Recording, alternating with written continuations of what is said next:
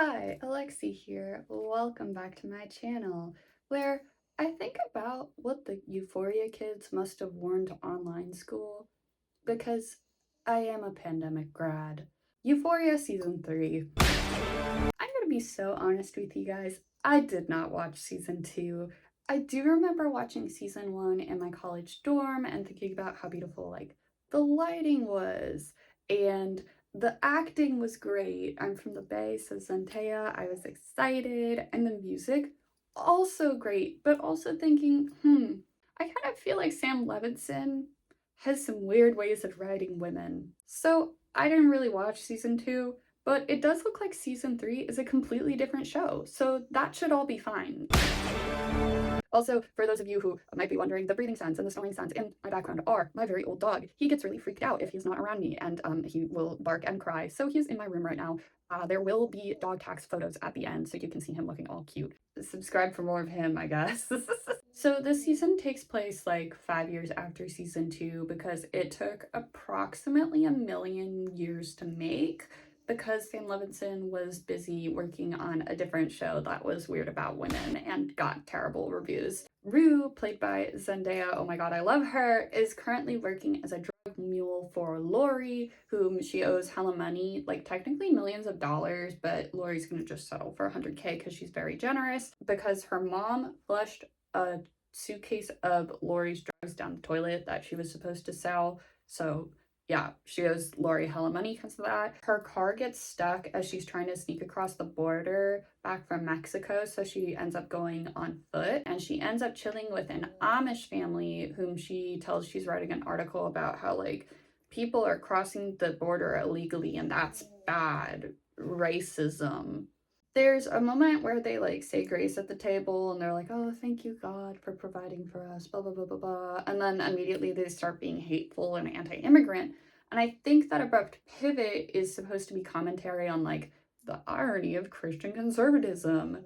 But like at one point, Rue also drives for Uber, and she's like driving a guy dressed as Batman to like some like Comic Con event in LA, and he gets, talking about like conservative talking points like the city is overrun with crime, whatever. There's another moment, I think it's in episode 2, where Maddie is like trying to get a job with the head of a talent management firm, and is like, I'm not like everybody else my age, I'm not PC, and I actually want to work. And there's even scenes that are exploring more liberal characters, such as when voiceover Rue talks about Cassie's sister Lexi's workplace, and it gets kind of weird, like her coworkers snap instead of clap, and one of them has blue hair and presumably pronouns. I realized I really just dove right into this. When thinking about this season of Euphoria, I knew I kind of wanted to start with this idea that even though it's historically been a TV show with a lot of nudity and main characters that were like queer and trans, and it's been criticized for those things, we're at a point now where TV tends to lean much more conservative, especially compared to when this show first came out, which is actually really depressing to think about. Hooray. And I do sort of remember similar language being used in earlier episodes in like season 1, which at the time I sort of felt like was kind of a pre-redirect for comments that are like, hey, Sam Levinson, why are you really so obsessed with having these high schoolers have really graphic sex on screen? So that he could be like, OMG, unlike these super cool characters, you're way too obsessed with being PC. But now when we're in like a very, very right-wing landscape in the US, and media is very much part of that, I feel like these comments that he's having his characters say is more like participation as opposed to commentary. And I guess it's possible that he still thinks it's commentary, which at that point, it's kind of funny, man. You're just punching down, but if you think that that's like cool and gritty, good for you, I guess. Like, what? One of the next time that Rue goes over the border, she brings Faye. They both have to swallow balloons full of Fent, which is an actual way that people get drugs over the border, but don't do that at home. They could burst and kill you. That's what you learn on my channel, guys. Don't swallow balloons full of drugs, and don't do milk enemas. As they're driving back over the border, Faye is basically acting like half of my friends and family when they eat a cheese pizza. Gassy. And this scene goes on for a long, long time. I watched like Nikki Carrion's video about the first couple of episodes and I was like, surely the scene can't be that long, but I should have trusted Nikki because it really, it was, somebody should have yelled cut, man. Then when they get over the border to the drug warehouse, I guess, Faye says that she had an accident. We see poop dripping down her leg and a dog jumps up to lick it off. And at this point, I was just like, is Sam Levinson making fetish content? Or is he just like putting in ridiculous shit to see what he can get away with? Or is it like engagement bait? Or is it all three?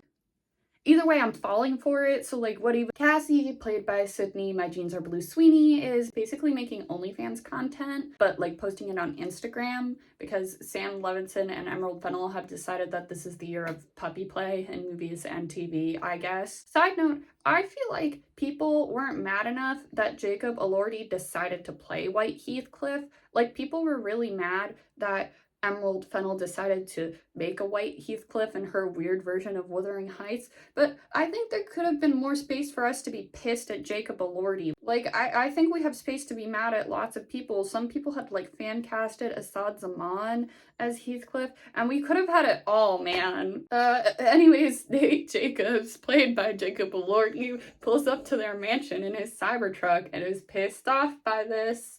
Cassie wants to use her content creation and like sponsorship she's gonna get to help pay for the 50K floral arrangements that she wants because they're engaged and they're getting married and she wants to spend $50,000 on florals. And he's like, but baby, I'm making hella money. I just don't want to spend 50K on florals.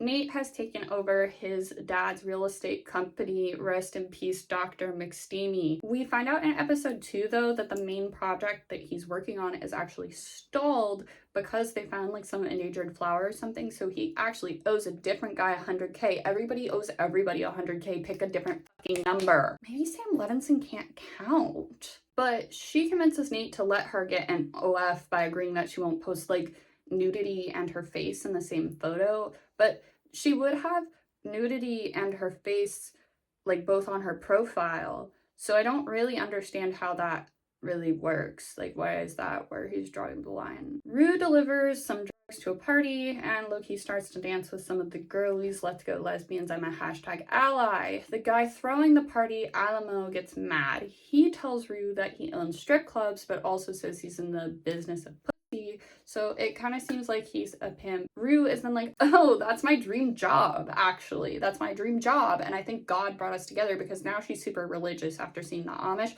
but also apparently super misogynistic. And I'm just sort of like, hey, why are you having your black, more butch lesbian character objectify women like this out of nowhere? That feels weird, Sam Levinson. That feels a little weird. It turns out that the drugs were accidentally laced with fent. One of the girls at the party ODs and dies because of this. This is why Narcan is super important. If you have a local harm reduction organization, like a needle exchange, they probably will have it. Mine certainly does. Some doctors' offices have it.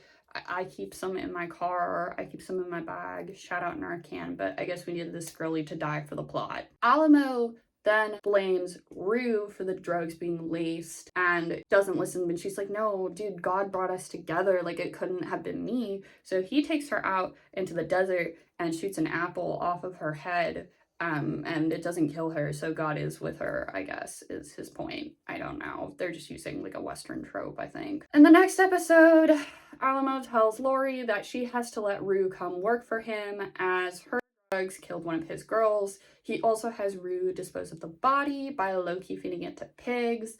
Lori and her lackey then get super mad and call him the N-word and also a pig, and he gets super mad at the pig bit. He's like, yeah, I don't care that they called me the N-word, but a pig? And remember that a white man is writing this dialogue. Maddie is managing people's social media, but her boss is getting most of the money from it. She starts managing the OF of a girly on the side, and the girly and the actor she's like officially doing PR for start seeing each other. And her boss gets mad that her client is being seen with somebody who's doing sex work and makes Maddie fire that girly as a client.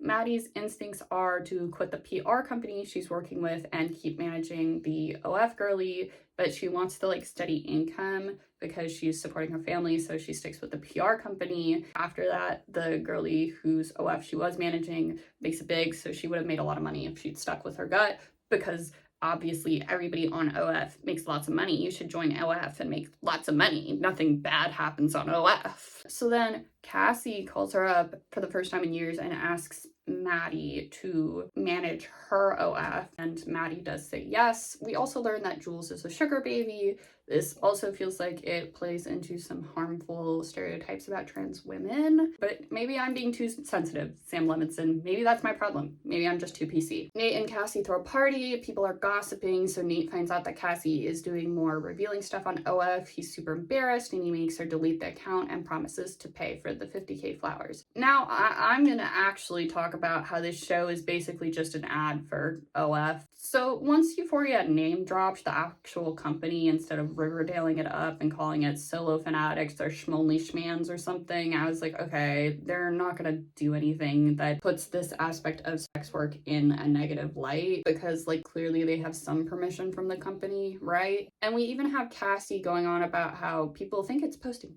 porn, but like that's a common misconception, and like you can just message lonely men on there and that's not even a bad thing. You're just making them feel special, and like those are ad talking points. Like Euphoria is just advertising OnlyFans to you. And considering that OF takes 20% of a creator's earnings, they stand to make a lot of money from people that are convinced. For like more context, Patreon takes 10% plus a processing fee. Not on Patreon.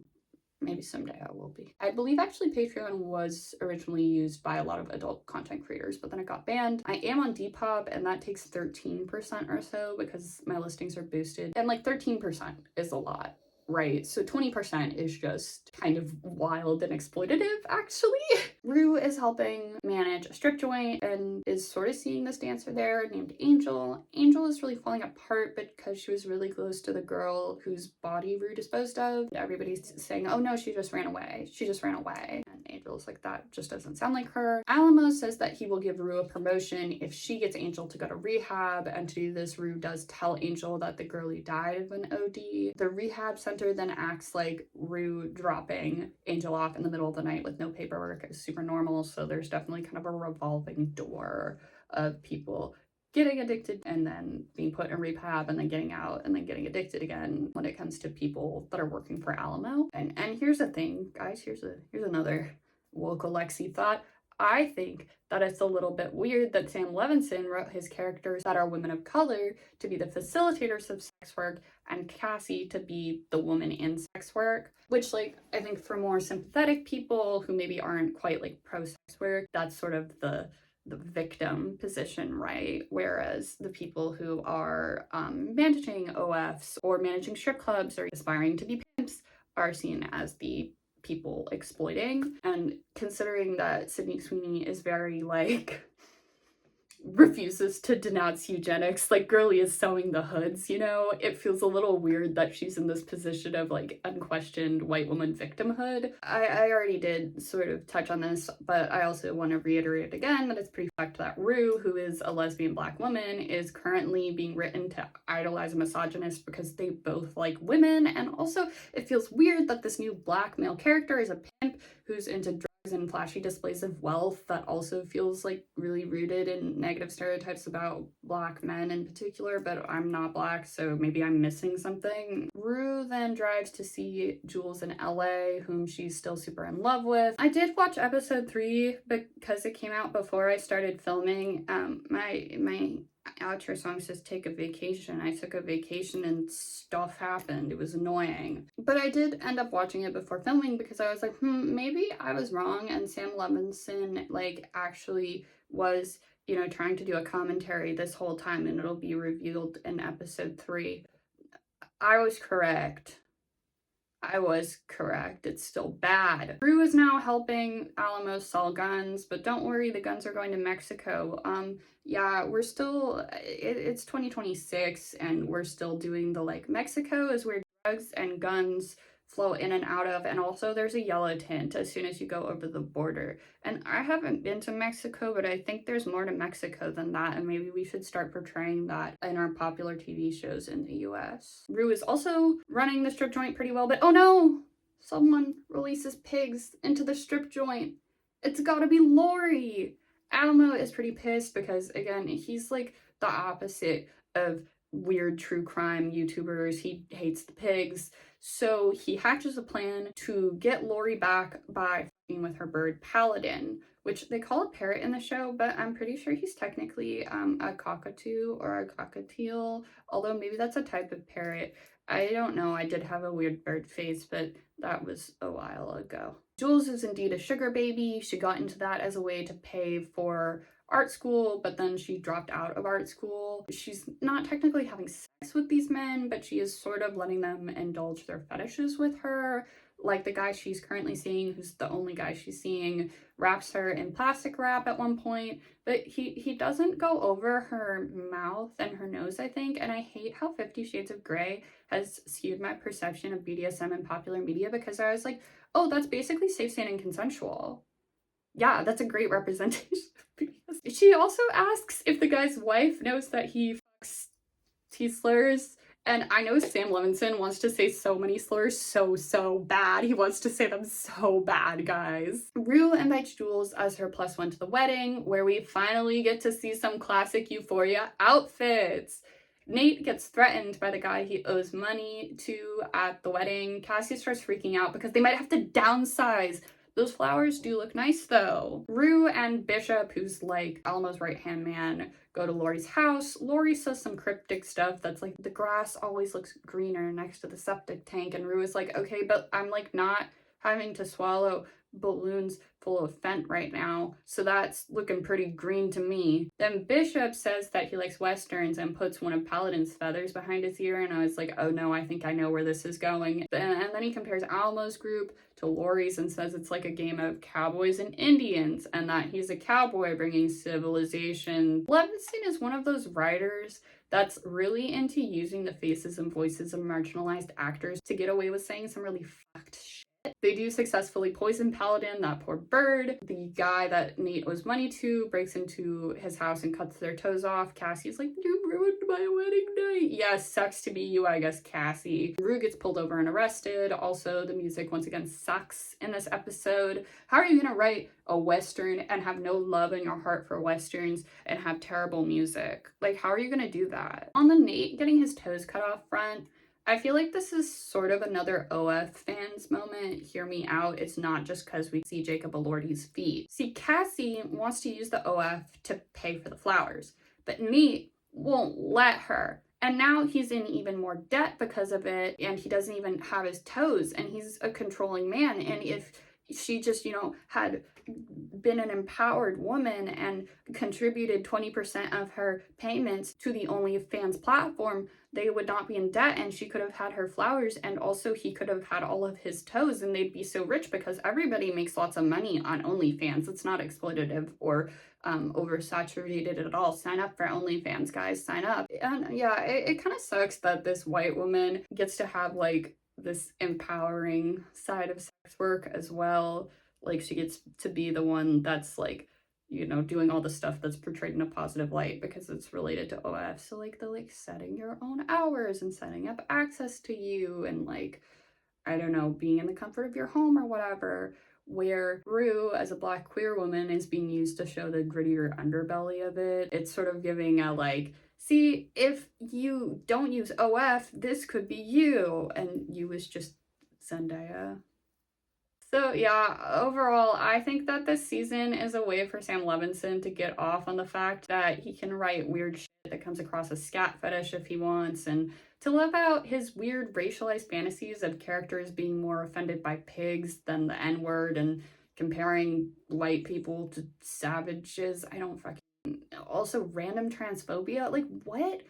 Get Zendaya and Hunter Schafer out of there, oh my god. But yeah, I think Euphoria might at one point have been commentary on like the shit that traumatized teens get up to in suburbia, as somebody that was a traumatized teen growing up in suburbia, which made the conservative leaning jokes told by like Zendaya and Maddie and them feel a little bit more subversive because it's like, over dramatic teenagers. Of course they're gonna be over dramatic, but like, that was years ago, and the US is now very much conservatively mainstream. So Euphoria isn't really boundary pushing anymore. It's just kind of sad. And the music sucks. And it's so dark. Why do none of y'all know how to light your fucking shows these days? Anyways, thank you so much for watching. My intro song and my outro song are both Take a Vacation by the Young Vanes. All channel art is by me. Please like, comment, and subscribe. I love yapping. I love to talk, so I love to reply and read comments. Yeah, thank you so much again, and catch you in the next one. Bye now.